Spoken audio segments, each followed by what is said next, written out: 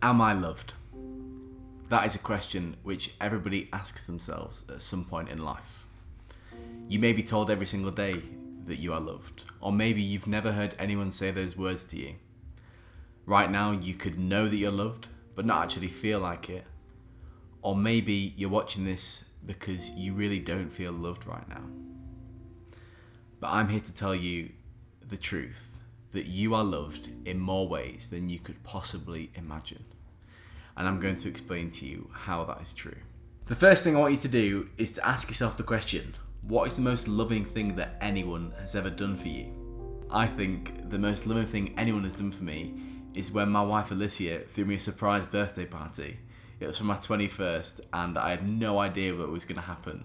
She'd been planning it for months. All my friends and family were there, and I walked through the door to this room and they're all there, jumped out on me. I absolutely couldn't believe it.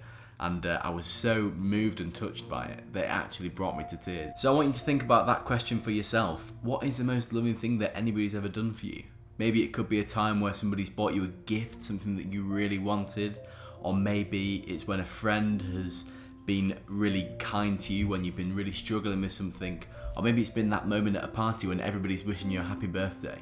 These are all incredible memories and things that we all treasure. Things that really make us feel loved, and times when we really know that we are loved. But what is the most loving thing anybody could possibly do for you? When I think back to what Alicia did for me with a surprise birthday party, it was the sacrifices that she made which really made me feel loved.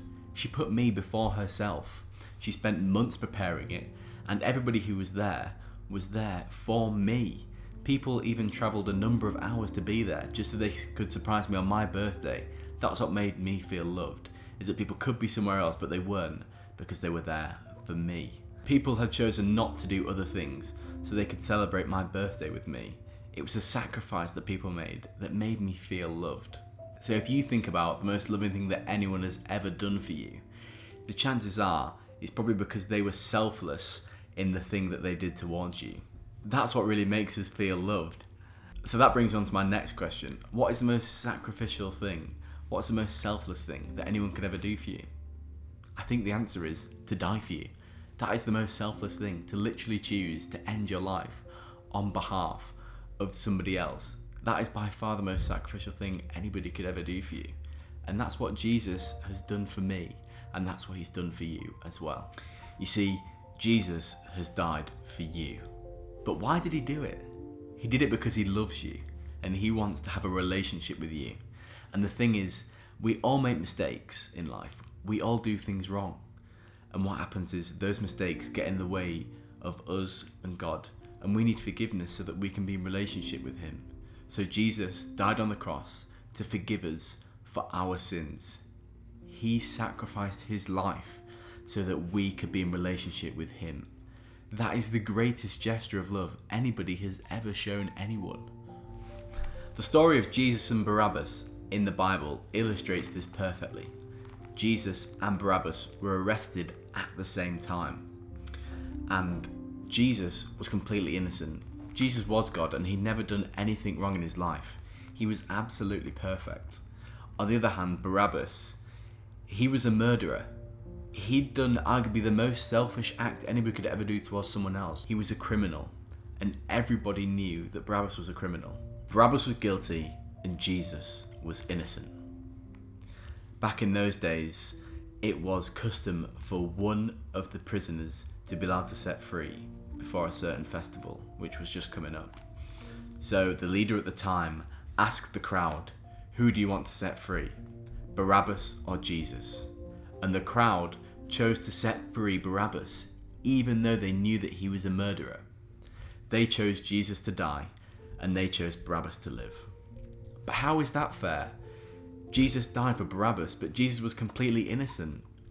If anybody is deserving of dying for what they've done, it should have been Barabbas. He was the person who actually killed someone. The man who had done nothing wrong should not be the one to die in that situation. But he did it anyway. But this is exactly what Jesus has done for us. We are all like Barabbas. Now I hope nobody who's watching this has actually murdered somebody, but in the same way, we have all made mistakes, and compared to God, we've made a heck of a lot of mistakes because he never has. He is perfect. But just as Jesus paid the price for Barabbas's wrongdoings, he also paid the price for our wrongdoings. And why did Jesus do that? It's because he loves you. You see, Jesus did the most selfless act that anybody could do for you. But he didn't just die out of nowhere. He was beaten, he was mocked, he was tortured. They shamed him in front of everybody. And crucifixion in those days was known as the worst way to die.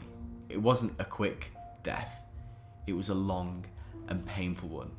Jesus suffered. He was in a lot of pain, and he did that all for me and for you. He was treated as bad as you could treat any person, but he endured it for us. He did it because he loves us, and so that we could be in relationship with him. So if there ever comes to a time where you feel as though you're not loved, that's simply not true. Jesus did the most loving, selfless, sacrificial act that anybody could ever do for you. He did it because he loves you.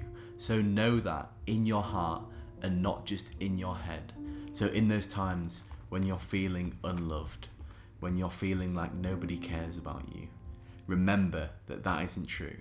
Remember what Jesus did for you on the cross, and remember the selfless act that he did so that you could have a relationship with him.